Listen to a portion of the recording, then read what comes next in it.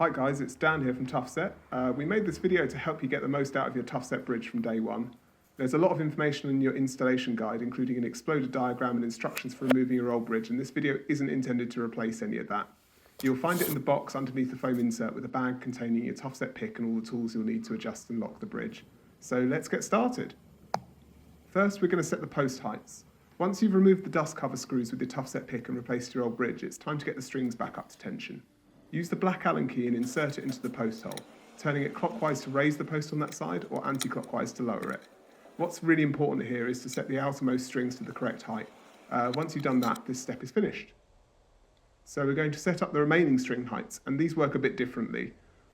We'll be using the silver Allen key this time, and that's the one you use to adjust both the height adjustment screws and the locking screws. So for anything to do with the saddles, you'll want the silver Allen key.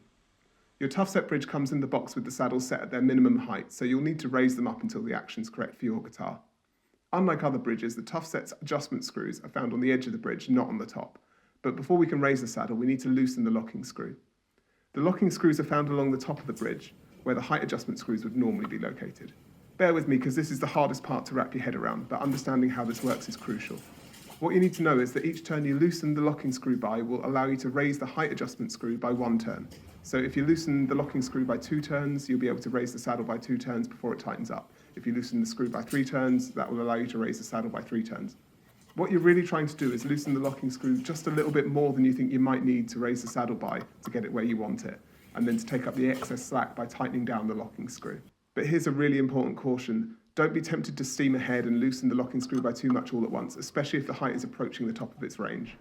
This is a particular danger on guitars with vintage fretboard radius when you're adjusting the D and G strings.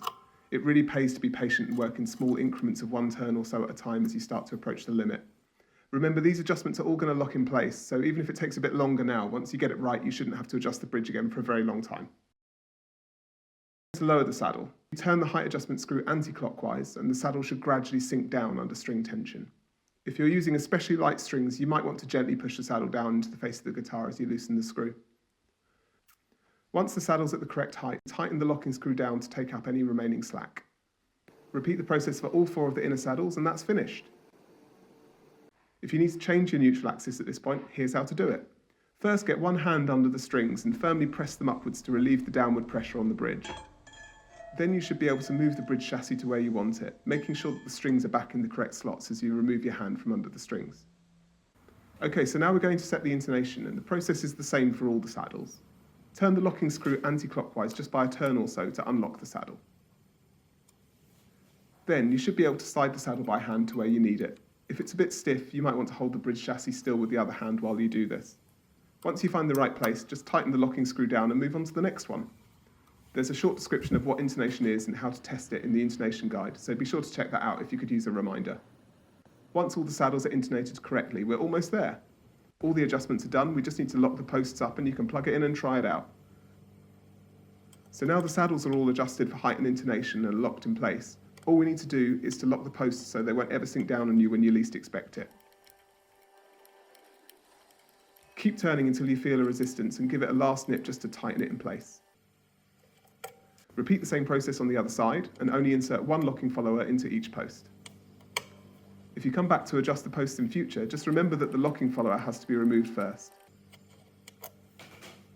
Congratulations, you're now locked and ready to rock. But if you like, you can reinstall the dust covers for a different cosmetic and ergonomic option. You can also install the bridge in either orientation, so whether you're right-handed or left-handed, you can have the height adjustment screws facing the neck or facing the vibrato. It's completely up to you.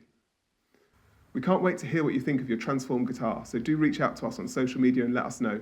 And be sure to tag us in any demo videos, sound clips, or anything else. Cheers, until next time.